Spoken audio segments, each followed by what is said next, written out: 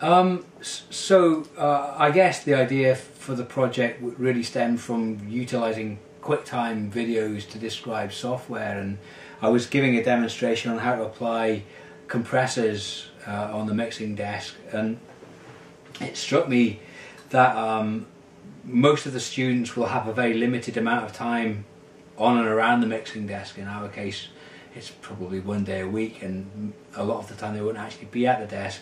So as I had the iPad in the room with me, I thought, well, why not take the QuickTime video idea one step further and actually just make a video of exactly the buttons to press and how things were going to work. And so that's what I did. It was really trying to solve the problem of the finite amount of time that students can get in the mixing rooms around the desks.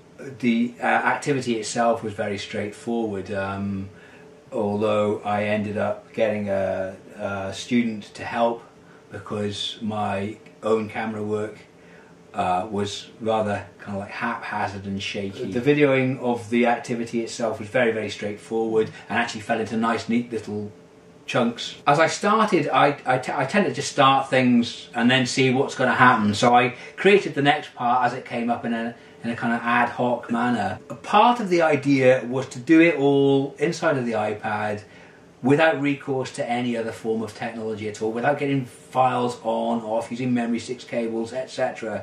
I thought, why don't we just see, can it be achieved in its entirety from the iPad? And in common with a lot of things on the iPad, it's very straightforward. You open iMovie and you can just import a video from your photos. I did this to top and tail and basically edit, and also to shrink the size and the format so that it made more sense. And my idea for my target audience was probably phones to tablets.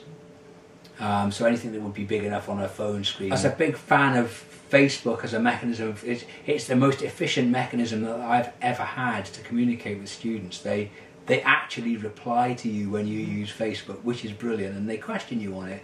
They kind of like live there, if you like. Mm-hmm. So I was quite anxious to use that as well. A great idea if the kids had some videos, and then part B, I wonder if I can achieve all of this just through using the iPad, and see if I can do this, how easy is that going to be? Yeah.